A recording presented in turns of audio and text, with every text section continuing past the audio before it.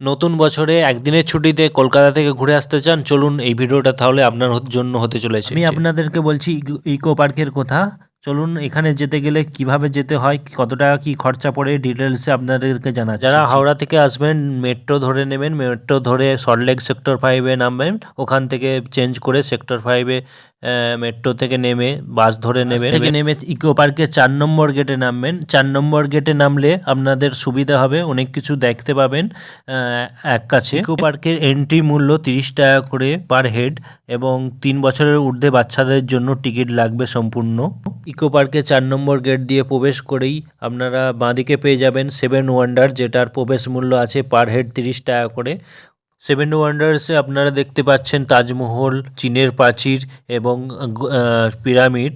7 ওয়ান্ডার্সটা ফেলে রেখেই আপনারা পেয়ে যাবেন সোলার ডোম। এটা গম্বুজ আকৃতির একটা কাঁচের ঘর পেয়ে যাবেন, যেটা হলো সোলার ডোম। 1 নম্বর গেটের কাছে আপনারা পেয়ে যাবেন জাপানের মন্দির এবং আইফেল টাওয়ার। এছাড়াও আপনারা নিজস্ব খরচে সুন্দর স্পিড বোট রাইডিং করতে পারবেন।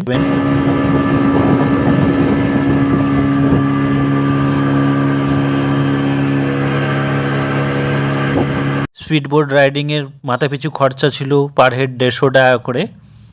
এখানে টয় ট্রেন রাইডিং করতে পারবেন মাত্র 200 টাকা মাথাপিছু, এবং এসি ট্রেন, টয় ট্রেনগুলো রাইডিং করতে পারবেন মাথাপিছু 300 টাকা করে। এছাড়াও এখানে অনেক কিছু রাইডিং আছে, সব কিছু ভিডিওর মাধ্যমে বলা সম্ভব নয়। আর কারা কারা ইকো পার্কে এসেছেন অবশ্যই কমেন্টে জানাবেন, আর কারা কারা আসতে চান অবশ্যই চলে আসবেন ঝটপট। এরকম সুন্দর ইনফরমেটিভ ভিডিও পেতে হলে আমার প্রোফাইলটাকে অবশ্যই ফলো করে রাখবেন। টাটা বন্ধুরা, আজকের মতো এখানেই।